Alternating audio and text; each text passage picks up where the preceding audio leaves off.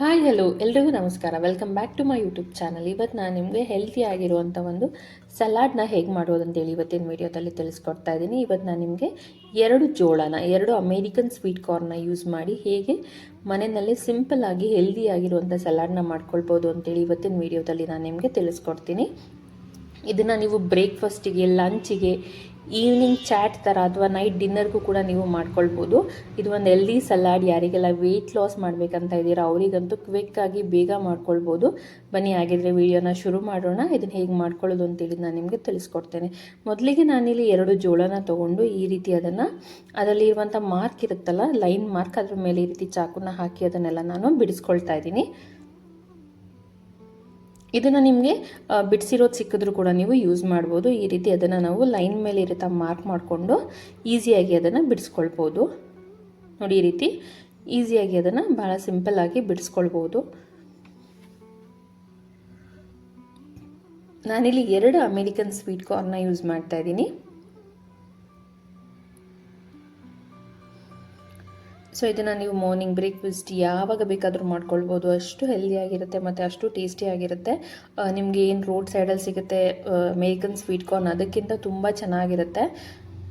So ಒಂದ್ಸಲ try ಮಾಡಿ ಈ ರೆಸಿಪಿನ. ನೋಡಿ, ಈ ರೀತಿ ಎಲ್ಲದನ್ನು ಲೈನ್ ಮೇಲೆ ಮಾರ್ಕ್ ಇರುವಂಥದ್ದನ್ನು ಈ ರೀತಿ ಮಾರ್ಕ್ ಇರುತ್ತಲ್ಲ, ಅದನ್ನು ನಾವು ಚಾಕುನಲ್ಲಿ ಈ ರೀತಿ ಮಾರ್ಕ್ ಮಾಡಿಕೊಂಡು ಎಲ್ಲದನ್ನು ನೀಟಾಗಿ ಬಿಡಿಸ್ಕೊಳ್ಬೇಕು. ನಿಮಗೆ ಆಲ್ರೆಡಿ ಬಿಡಿಸಿರೋದೇ ಸಿಗುತ್ತೆ ಅಂದರೆ ನೀವು ಅದನ್ನು ಕೂಡ ಯೂಸ್ ಮಾಡ್ಬೋದು. ನಾನಿಲ್ಲಿ 2 ಜೋಳನ ಅಮೇರಿಕನ್ ಸ್ವೀಟ್ ಕಾರ್ನ್ನ ಯೂಸ್ ಮಾಡ್ತಾಯಿದ್ದೀನಿ. ಸೊ ನೀವು ಒಂದು ಲೇಯರ್ನ ಬಿಡಿಸ್ಕೊಂಡ್ರೆ ಈ ರೀತಿ ಮಿಕ್ಕಿದೆಲ್ಲ ಆರಾಮಾಗಿ ನೀವು ಇದನ್ನು ಬಿಡಿಸ್ಕೊಳ್ಬೋದು. ಈ ರೀತಿ ಕೈಯಲ್ಲೇ ಅದನ್ನು ಬಿಡಿಸ್ಕೊಂಡು ಇಟ್ಕೊಳ್ಬೋದು. ನಾನೀಗ ಆಲ್ರೆಡಿ 2 ಬಿಡಿಸಿ ಈ ರೀತಿ ಒಂದು ಪಾತ್ರೆಗೆ ಹಾಕ್ಕೊಂಡಿದ್ದೇನೆ. ನಿಮಗೆ ಬಿಡಿಸಿರೋದು ಸಿಗುತ್ತೆ ಅಂದರೆ ನೀವು ಅದನ್ನು ಕೂಡ ಯೂಸ್ ಮಾಡ್ಬೋದು. ಇದಕ್ಕೆ ನಾನು ಸ್ವಲ್ಪ ನೀರನ್ನು ಹಾಕ್ಕೊಳ್ತಾ ಇದ್ದೀನಿ. ಇದಕ್ಕೆ ಎಷ್ಟು ಬೇಯೋದಕ್ಕೆ ನೀರು ಬೇಕಾಗಿರುತ್ತೆ ಅಷ್ಟು ನೀರನ್ನು ಹಾಕ್ಕೊಳ್ಬೇಕು. ನೀವು ಬೇಕಿದ್ರೆ ಸ್ಟೀಮಲ್ಲಿ ಕೂಡ ಇದನ್ನು ಬಿಸಿ ಬೇಯಿಸ್ಕೊಳ್ಬೋದು. ಸೊ ಇದಕ್ಕೆ ಎಷ್ಟು ನೀರು ಬೇಕಿದೆ ಬೇಯಿಸ್ಕೊಳ್ಳೋದಕ್ಕೆ ಅಷ್ಟು ನೀರು ಹಾಕಿ ಸ್ವಲ್ಪ ಉಪ್ಪನ್ನು ಹಾಕಿ ನಾನು ಇವಾಗ ಇದನ್ನು ಬೇಯಿಸ್ಕೊಳ್ತೇನೆ.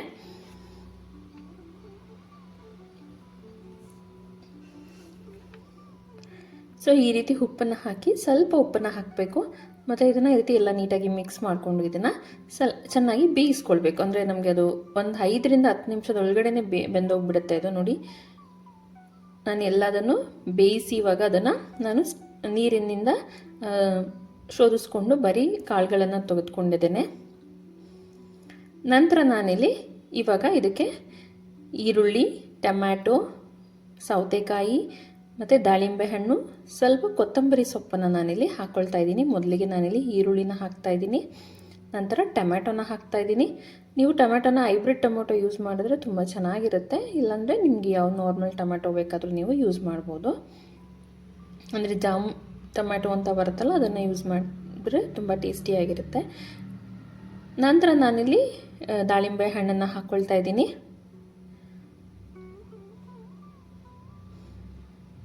ಸೊ ಇದನ್ನು ನೀವು ಯಾವ ಟೈಮಲ್ಲಾದರೂ ಮಾಡಿಕೊಂಡು ಇದನ್ನು ಡೈಲಿ ಅಥವಾ ವಾರದಲ್ಲಿ 2 ರಿಂದ 3 ದಿನ ಈ ರೀತಿ ಕನ್ಸ್ಯೂಮ್ ಮಾಡ್ತಾ ಬಂದರೆ ಆಲ್ಮೋಸ್ಟ್ ವೆಯ್ಟ್ ಲಾಸ್ ಆಗುತ್ತೆ ನಮಗೆ.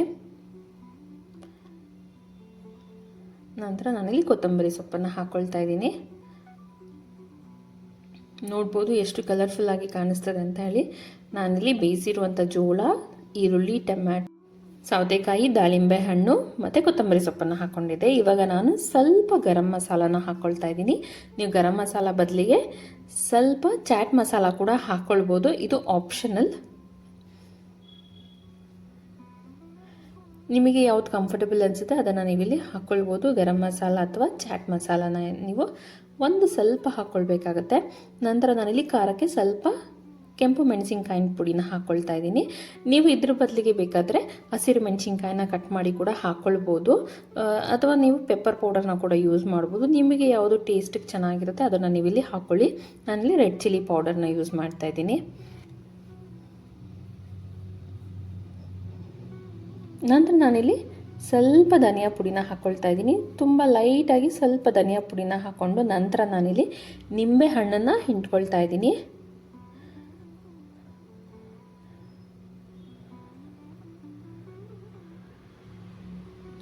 ನೀವು ಬೇಕಿದ್ರೆ ಇದಕ್ಕೆ ಕ್ಯಾರೆಟ್ ತುರಿ ಕೂಡ ಹಾಕ್ಕೊಳ್ಬೋದು.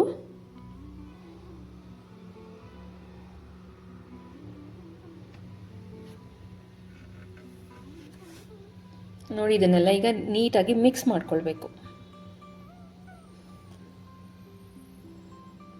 ತುಂಬ ಟೇಸ್ಟಿಯಾಗಿರುತ್ತೆ. ಬೇಕಿದ್ರೆ ಒಂದ್ಸಲ ಟ್ರೈ ಮಾಡಿ ನೋಡಿ. ನೀವು ಇದನ್ನು ರೆಗ್ಯುಲರಾಗಿ ಮಾಡ್ಕೊಳ್ತೀರಾ, ಅಷ್ಟು ರುಚಿಯಾಗಿರುತ್ತೆ, ಅಷ್ಟು ಹೆಲ್ದಿಯಾಗಿರುತ್ತೆ.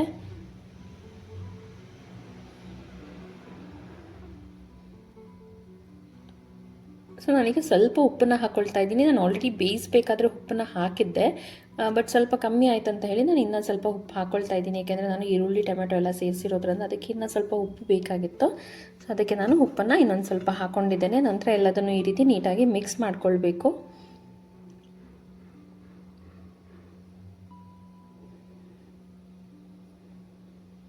ಸೊ ಉಪ್ಪನ್ನು ನೀವು ನೋಡಿ ಹಾಕ್ಕೊಳ್ಳಿ, ಒಂದ್ಸಲಿ ಟೇಸ್ಟ್ ಮಾಡಿ. ಏಕೆ ಅಂತಂದರೆ ನಾವು ಬೇಯಿಸಬೇಕಾದ್ರೆ ಕೂಡ ಸ್ವಲ್ಪ ಉಪ್ಪನ್ನು ಹಾಕಿರ್ತೀವಿ. ಸೊ ಅದರಿಂದ ಉಪ್ಪನ್ನ ಒಂದ್ಸಲಿ ಚೆಕ್ ಮಾಡಿ ಹಾಕ್ಕೊಳ್ಳಿ. ನೋಡಿ ಎಲ್ಲದನ್ನು ನಾವು ನೀಟಾಗಿ ಮಿಕ್ಸ್ ಮಾಡ್ಕೊಳ್ಬೇಕು. ಈರುಳ್ಳಿ ಎಲ್ಲದಕ್ಕೂ ನೀಟಾಗಿ ಮಿಕ್ಸ್ ಆಗಬೇಕು. ಆ ರೀತಿ ಅದನ್ನೆಲ್ಲ ನೀಟಾಗಿ ಮಿಕ್ಸ್ ಮಾಡ್ಕೊಳ್ಬೇಕು. ಸೊ ನಾನೀಗ ಆಲ್ರೆಡಿ ಹೇಳಿರೋ ಹಾಗೆ ನೀವು ನೈಟ್ ಡಿನ್ನರ್ಗೆ ಕೂಡ ಮಾಡ್ಕೊಳ್ಬೋದು. ಇದನ್ನು ಲೈಟಾಗಿರುತ್ತೆ ಇದು. ಬ್ರೇಕ್ಫಾಸ್ಟಿಗೆ, ಲಂಚಿಗೆ, ಈವ್ನಿಂಗ್ ಸ್ನ್ಯಾಕ್ಸ್ ಥರನೂ ತಿನ್ಬೋದು, ಅಥವಾ ಚಾಟ್ ಥರನೂ ತಿನ್ಬೋದು ನೀವು. ಮತ್ತು ನೈಟ್ ಡಿನ್ನರ್ಗೆ ಲೈಟಾಗಿ ಕೂಡ ಇದನ್ನು ನೀವು ಕನ್ಸ್ಯೂಮ್ ಮಾಡ್ಬೋದು. ವೆಯ್ಟ್ ಲಾಸ್ ಮಾಡೋಕ್ಕೆ ಬಹಳ ಹೆಲ್ಪ್ ಮಾಡುತ್ತೆ. ನೋಡಿ ಈ ರೀತಿ ಒಂದು ಸರ್ವಿಂಗ್ ಬೌಲಿಗೆ ಹಾಕಿದ್ದೇನೆ ನಾನು. ಈ ರೀತಿ ಹಾಕಿ ಇದನ್ನು ನೀವು ಡೈಲಿ ಕನ್ಸ್ಯೂಮ್ ಮಾಡ್ತಾ ಬರ್ಬೋದು. ಈ ರೀತಿ ವೀಡಿಯೋಸ್ಗಾಗಿ ನನ್ನ ಚಾನಲ್ನ ಸಬ್ಸ್ಕ್ರೈಬ್ ಮಾಡ್ಕೊಳ್ಳಿ. ಹಾಗೆ ವಿಡಿಯೋ ಇಷ್ಟ ಆಗಿದ್ದರೆ ಲೈಕ್, ಶೇರ್ ಮಾಡೋದನ್ನು ಮರಿಬೇಡಿ. Thank you.